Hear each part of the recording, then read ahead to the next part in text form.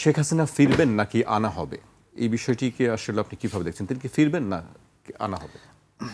আমার মনে হয় শেখ হাসিনা ফেরার মতো অবস্থা নাই। বাস্তবতা গলাবাজি দেওয়া হয় না। এবং এটা কখনো যদি এরকম হয়, জনগণ ব্যাপকভাবে আওয়ামী লীগ এবং জনগণ একসাথে কোনো একটা ইস্টাবলিশমেন্টের বিরুদ্ধে লড়াই করে বিজয়ী হয় এবং সেই সময় চাহিদা সৃষ্টি হয় শেখ হাসিনা আসার, তখন কেবলমাত্র শেখ হাসিনা আসার সম্ভাবনা তৈরি হবে। কিন্তু রাজনৈতিক লড়াইয়ের জন্য, আন্দোলনের লড়াইয়ের জন্য অথবা বিচার ফেস করার জন্য কখনোই আসবে না। এবং বাংলাদেশের রাজ পরিবারের যারা সদস্য, তারা কখনোই বিচারিক প্রক্রিয়ার মুখোমুখি হতে চান না। চূড়ান্ত বিজয় ছাড়া কেউই আইনের মুখোমুখি আসতে চান না। এটাই হলো বাস্তবতা। শেখ হাসিনা আসবে না।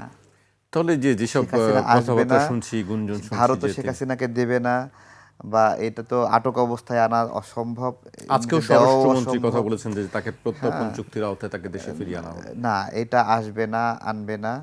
এটা যদি আনে তাহলে সমস্যা কোথায়? ভারতের প্রতি বন্ধুত্ব রাখা বা আনুগত্য রাখা যে সকল রাজনৈতিক কর্মী আছে, শেখ হাসিনা চলে গেলেও তার ভারতের অনুগত অনেক প্রতিনিধি বাংলাদেশে রয়ে গেছে।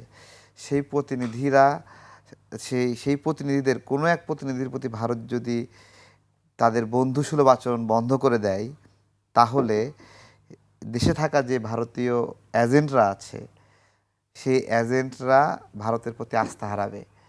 সেই এই ভারতীয় জন্য দেশে থাকা ভারতীয় এজেন্টরা কারা সেই আসলে? এজেন্টরা কারা, এখন তো বিভিন্ন জনকে ভারতের দালাল বলে। যেমন জামাতের নায়েবে আমির তাহিরকে সরাসরি ভারতের দালাল বলছে, রয়ের এজেন্ট বলছে ইলিয়াস, সাংবাদিক ইলিয়াস বলছে না, নাকি আমরা শুনছি। ঠিক আছে। আবার এটা আসলে চেনা দায়, জটিল একটা বিষয়, কে কাকে কখন দালাল, এই শব্দটা রাজনৈতিকভাবে ব্যবহৃত হচ্ছে। বাস্তবতায় দালালও আছে, এজেন্ট আছে, বিভিন্ন দেশের প্রতিনিধি বিভিন্ন দেশের সাথে বন্ধুত্ব রাখে। ঠিক আছে। তো এই জায়গা থেকে জামাতের ভারতে দালাল হওয়ার সম্ভাবনা অনেক বেশি। কেন বেশি বলছি? কারণ জামাতের ভারতে একটা জামাত ইসলামের শাখা আছে, যেমন পাকিস্তানের শাখা আছে। জামাত একটা বহুদেশীয় ইস্ট্যাবলিশমেন্ট, এবং সেই ইস্ট্যাবলিশমেন্ট পরস্পরের স্বার্থ রক্ষা করে। এটাই বাংলাদেশের সার্বভৌমত্বের জন্য একটা হুমকি, যে যেই দলের ভারতে একটা অংশ আছে, পাকিস্তানে একটা অংশ আছে, অর্থাৎ তারা ভারত ইস্যুতে বা পাকিস্তানের ইস্যুতে, দুই ইস্যুতেই বাংলাদেশের স্বার্থর চেয়ে ওই দেশের স্বার্থ, এবং এটাকে সহজভাবে দেখার সুযোগ নাই। কারণ তাদের সেই আদর্শিক জায়গাটার শিকড় কোথায়? ভারতে। হ্যাঁ, মওদুদি সাহেব কিন্তু ভারতের, এবং তিনি যখন পাকিস্তান ভাগ হয় তখন পাকিস্তানকে নাপাকিস্তান বলেছিলেন, এটা একটা নাপাক রাষ্ট্র বলেছিলেন সেই দেশ। এবং আপনার হলো এদের স্বতন্ত্র রাজনৈতিক পরিচয় গড়ে ওঠেনি। স্বতন্ত্র পরিচয় যেটা একবারে লাল দাগে মার্ক করা, সেটা হলো ঘাতক দালাল পরিচয়, যারা ইতিহাসে এবং বাংলাদেশে যে ধর্ষণের সূত্রপাত, এই ধর্ষণের মানে প্রথম গোল দিছে হলো জামাত।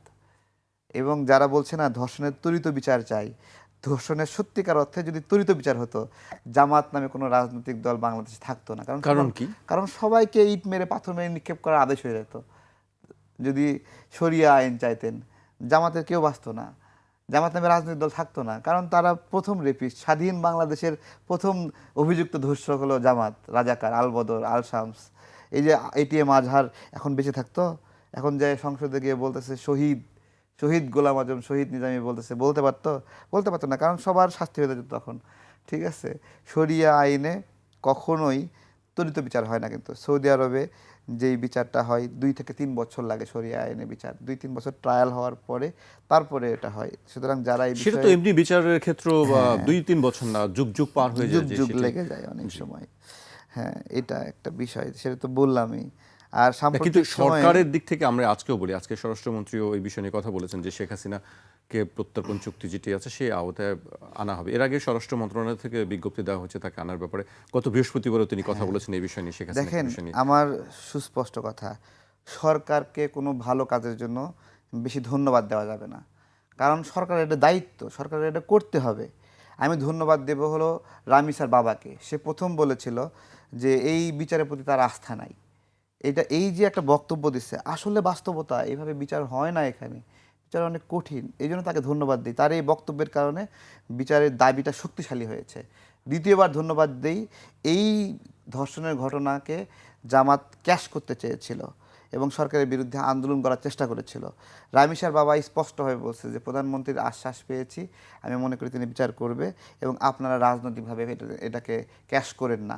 এই যে একটা বক্তব্য, এই কারণে এই বিচারটা আরও শক্তিশালী হয়েছে। আর একটা ধন্যবাদ দেব জনগণকে, জনগণ এই দাবিটাকে শক্তিশালী করেছে। আমি সরকারকে কোনো ধন্যবাদ দিতে চাই না, এই জন্য সরকারের কাজ বিচার করা, তাকে ধন্যবাদ দিলে আবার কাজ ভুলে যাবে।